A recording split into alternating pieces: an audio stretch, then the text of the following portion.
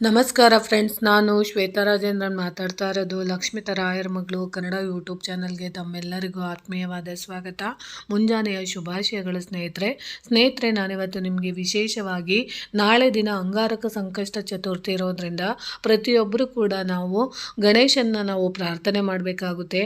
ವ್ರತ ಅಥವಾ ಪೂಜೆಗಳು ನಮ್ಮ ಕೈಲಿ ಮಾಡೋಕ್ಕಾಗಲಿಲ್ಲ ಅಂದರೂ ಕೊನೆ ಪಕ್ಷ ನಾವು ಗಣೇಶನಿಗೆ ಸಂಬಂಧಪಟ್ಟಂತಹ ಮಂತ್ರಗಳನ್ನ ನಾವು ಹೇಳ್ಕೊಡೋದ್ರಿಂದ ಖಂಡಿತವಾಗ್ಲೂ ನಮ್ಮ ಇಷ್ಟಾರ್ಥಗಳು ಅಥವಾ ನಮ್ಮಲ್ಲಿರೋಂಥ ರೋಗ ಬಾಧೆಗಳು, ನೋವುಗಳು, ಸಂಕಟಗಳು, ವಿಪತ್ತುಗಳು ಯಾವುದೇ ಇದ್ದರೂ ಅದೆಲ್ಲ ನಿವಾರಣೆ ಆಗೋದಕ್ಕೆ ಮಂತ್ರಗಳನ್ನ ನಾವು ಹೇಳ್ಕೊಡೋದ್ರಿಂದನೂ ನಮಗೆ ಎಷ್ಟೋ ಅನುಕೂಲ ಆಗುತ್ತೆ.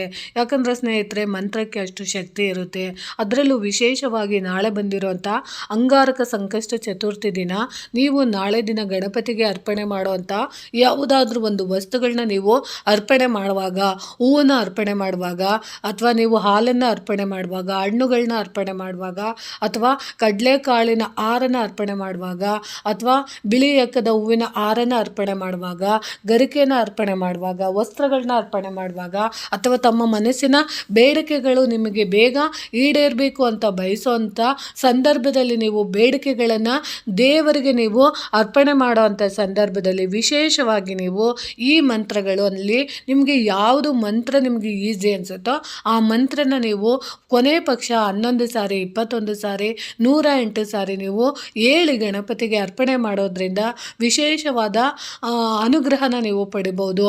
ನೋಡಿ ಸ್ನೇಹಿತರೆ, ಗಣೇಶನಿಗೆ ಸಂಬಂಧಿಸಿದ ಕೆಲವು ಮಂತ್ರಗಳನ್ನು ನಾವು ಹೃದಯದಿಂದ ಪಠಿಸಿದ್ದೇ ಆದರೆ ಭಕ್ತರ ಇಷ್ಟಾರ್ಥಗಳು ಈಡೇರುತ್ತದೆ ಅಂತ ದೊಡ್ಡವರು ಹೇಳ್ತಾರೆ. ಗಣಪತಿಯ ಆಶೀರ್ವಾದವನ್ನು ನಾವು ಪಡೆಯಲು ಪೂಜಾ ಸಮಯದಲ್ಲಿ ಪಠಿಸಲೇಬೇಕಾದಂತಹ ಸಣ್ಣ ಪುಟ್ಟ ಮಂತ್ರಗಳನ್ನ ನಾವು ಪಠಿಸೋದ್ರಿಂದ ನಮ್ಮೆಲ್ಲ ಆಸೆಗಳು ಈಡೇರುತ್ತದೆ ಮತ್ತು ನಮ್ಮ ಜೀವನದಲ್ಲಿ ಬರಬೇಕಾಗಿರುವಂಥ ಶುಭ ಗಳಿಗೆಗಳು ಕೂಡಿ ಬರೋದಕ್ಕೆ ಸಹಾಯ ಮಾಡುತ್ತೆ.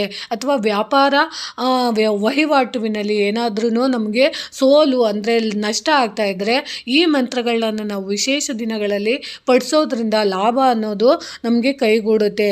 ಅದರಲ್ಲೂ ನಮಗೆ ಈ ಮಂತ್ರಗಳನ್ನ ನಾವು ಆದಷ್ಟು ನಾವು ಪೂಜೆಯ ಸಮಯದಲ್ಲಿ ಅಂದರೆ ಸಂಜೆಯ ಸಮಯದಲ್ಲಿ ಪೂಜೆನ ಮಾಡ್ತಾ ಇರ್ತಾರಲ್ಲ ದೇವಸ್ಥಾನಗಳಲ್ಲಿ ನೀವು ಹೋಗಿ ದೇವರ ಎದುರಿಗೆ ನೀವು ಪೂಜೆ ಮಾಡೋಕ್ಕಾಗಲಿಲ್ಲ ಅಂದರೂ ಪರವಾಗಿಲ್ಲ, ಪೂಜೆ ಮಾಡ್ತಿರೋ ಅಂಥ ಸಂದರ್ಭದಲ್ಲಿ ನೀವು ಅಲ್ಲಿ ಒಂದು 5 ನಿಮಿಷ ಕುಳಿತು ನೀವು ಈ ಮಂತ್ರಗಳನ್ನ ನೀವು ಗಣಪತಿಗೆ ಹೇಳಿ ನೀವು ಬರೋದ್ರಿಂದ ನಿಮ್ಮ ಇಷ್ಟಾರ್ಥಗಳು ಖಂಡಿತವಾಗ್ಲೂ ನೆರವೇರುತ್ತೆ. ಅದರಲ್ಲೂ ವಿಶೇಷವಾಗಿ ನೋಡಿ, ಈ ಮಂತ್ರ ಯಾವ ರೀತಿ ಇದೆ ಅಂತ ಹೇಳ್ಕೊಡ್ತೀನಿ. ಓಂ ಗಂ ಗಣಪತಿಯೇ ನಮಃ ಅನ್ನೋ ಮಂತ್ರನ ನೀವು ಹೇಳ್ಕೊಬೋದು. ಗಣಪತಿಗೆ ನಮಸ್ಕರಿಸುವಾಗ ಮತ್ತು ಅವನ ಎಲ್ಲ ಶ್ರೇಷ್ಠ ಗುಣಗಳನ್ನು ಸ್ತುತಿಸುವಾಗ ಈ ಮಂತ್ರವನ್ನು ಪಠಿಸಲಾಗುತ್ತದೆ. ಇದರರ್ಥ ಬುದ್ಧಿವಂತಿಕೆ ಮತ್ತು ಬುದ್ಧಿಶಕ್ತಿಯ ಅಧಿಪತಿಯಾದ ಗಣೇಶನಿಗೆ ನಮನ. ಗಣಪತಿಯ ಗುಣಗಳನ್ನು ನಮ್ಮ ಜೀವನದಲ್ಲಿ ಅನುಸರಿಸಲು ಬಯಸಿ ಈ ಮಂತ್ರವನ್ನು ನೀವು ಪಠಿಸಬಹುದು. ಅದರ ಮಂತ್ರ ಇನ್ನೂ ಒಂದು ಸರಿ ಹೇಳ್ತೀನಿ ನೋಡಿ. ಓಂ ಗಂ ಗಣಪತಿಯೇ ನಮಃ. ಇನ್ನು ಎರಡನೇ ಮಂತ್ರ ಬಂದು ಓಂ ನಮಸ್ತೆ ಗಣಪತಿಯೇ ತ್ವಾಮೇವ ತಾರಾತಂ ತತ್ವಮಸಿ ಅಂತ ನೀವು ಹೇಳ್ಕೊಬೇಕಾಗುತ್ತೆ. ಓಂ ಎಂದು ಹೇಳುವ ಮೂಲಕ ಗಣೇಶನಿಗೆ ನಮಸ್ಕಾರಗಳು. ನೀವು ನಿಜವಾಗಿಯೂ ಅಂತಿಮ ವಾಸ್ತವದ ಗೋಚಾರ ಅವತಾರ ಅಂತ ನೀವು ಅದರ ಅರ್ಥ ಇರುತ್ತೆ ನೋಡಿ. ಆ ಮಂತ್ರನೂ ಕೂಡ ನೀವು ಹೇಳ್ಕೊಬೋದು. ಇನ್ನು ನೀವು ನೋಡಿ ಗಜಾನನಂ ಇನ್ನೊಂದು ಮಂತ್ರ ನಿಮಗೆ ಹೇಳ್ಕೊಡ್ತಾ ಇದ್ದೀನಿ. ಗಜಾನನಂ ಭೂತ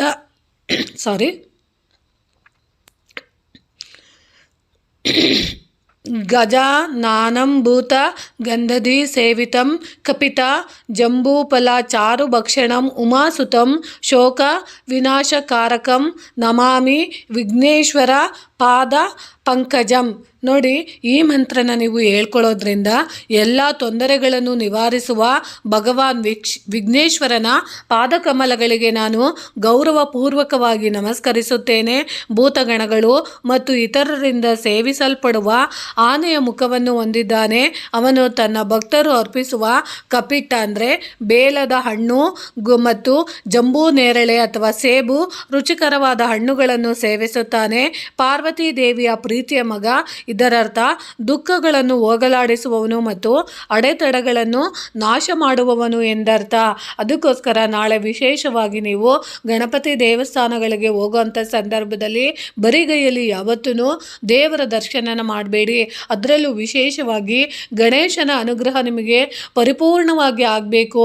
ಗಣೇಶನಿಂದ ನಮಗೆ ಆಶೀರ್ವಾದ ಬೇಕು, ನಮ್ಮ ಸಕಲ ಇಷ್ಟಾರ್ಥಗಳು ನೆರವೇರಬೇಕು ಅಂದರೆ ಗಣೇಶ ಬಂದು ತಿಂಡಿ ಪ್ರಿಯ ಆಗಿರೋದ್ರಿಂದ ವಿಶೇಷವಾದ ತಿಂಡಿಗಳನ್ನು ನೀವು ಗಣೇಶನಿಗೆ ನೀವು ಅರ್ಪಣೆ ಮಾಡಿದರೆ ಖಂಡಿತವಾಗ್ಲೂ ನಿಮ್ಮ ಇಷ್ಟಾರ್ಥಗಳು ಬೇಗ ನೆರವೇರುತ್ತೆ. ಅದರಲ್ಲೂ ವಿಶೇಷವಾಗಿ ನಾಳೆ ದಿನ ನೀವು ಒಂದು 21 ಬಾಳೆಹಣ್ಣುಗಳು, ಅದರಲ್ಲೂ ಪಚ್ಚ ಬಾಳೆಹಣ್ಣು ನೀವು ಕೊಟ್ಟಿದ್ದೆ ಆದರೆ ಖಂಡಿತವಾಗ್ಲೂ ಗಣಪತಿಗೆ ತುಂಬ ಇಷ್ಟ ಆಗುತ್ತೆ. ಅದರ ಜೊತೆಗೆ ಬೇಲದ ಹಣ್ಣು ಅಂತ ಬರುತ್ತೆ, ಆ ಬೇಲದ ಹಣ್ಣುಗಳನ್ನ ನೀವು ತಗೊಂಡೋಗಿ 1-2 ಬೇಲದ ಹಣ್ಣುಗಳನ್ನ ನೀವು ಗಣಪತಿಗೆ ನೀವು ಅರ್ಪಣೆ ಮಾಡೋದ್ರಿಂದ ಬೇಲದ ಹಣ್ಣು ಅಂದರೆ ನಿಮಗೆ ಕಾಡುಗಳ ಮಧ್ಯೆ ಅಥವಾ ಹೊಲದ ತೋಟಗಳ ಮಧ್ಯದಲ್ಲಿ ಆ ಥರದ್ದು ಸಿಗುತ್ತೆ. ಮಾರ್ಕೆಟ್ಗಳಲ್ಲಿ ಜಾಸ್ತಿ ಸಿಗುತ್ತೋ ಇಲ್ವೋ ಗೊತ್ತಿಲ್ಲ, ಅಂದರೆ ತೋಟಗಳ ಹತ್ರ ಬೆಳೆಸಿರೋರಂತ ಕೇಳಿದ್ರೆ ಖಂಡಿತವಾಗ್ಲೂ ಕೊಡ್ತಾರೆ.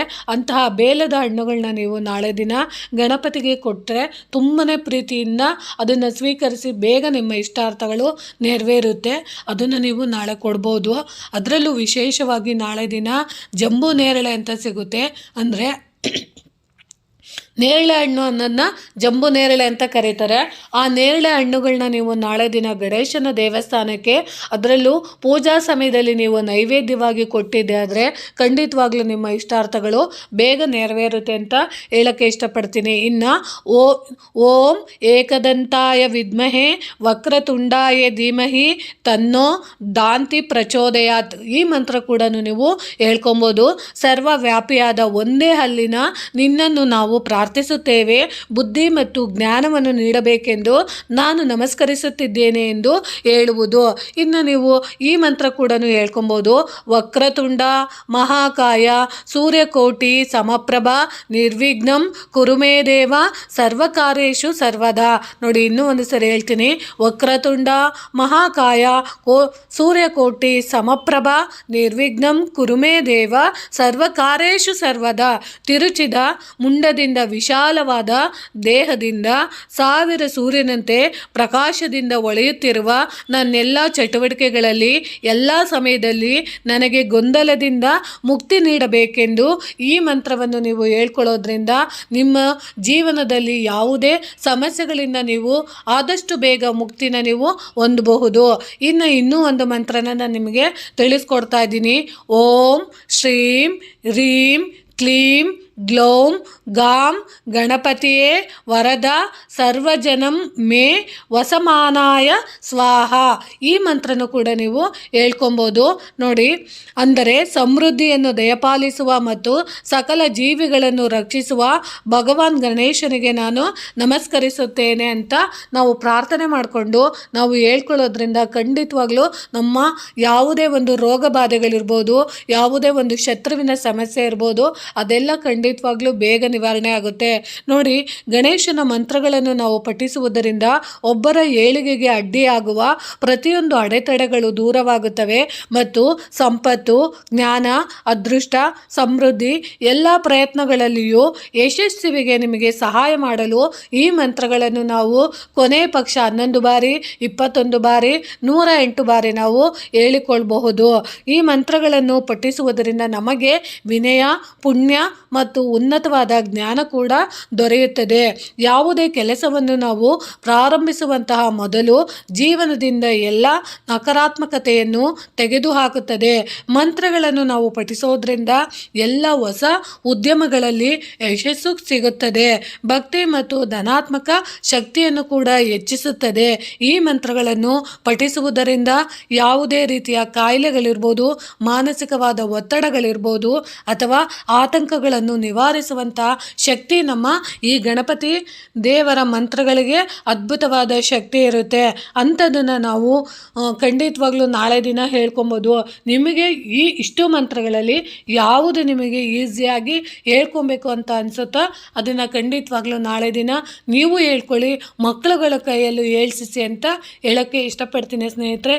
ಈ ಮಾಹಿತಿ ಇಷ್ಟ ಆಗಿದೆ ಅಂದ್ಕೊತೀನಿ. ಪ್ರೀತಿಯ ಧನ್ಯವಾದಗಳು ಸ್ನೇಹಿತರೆ.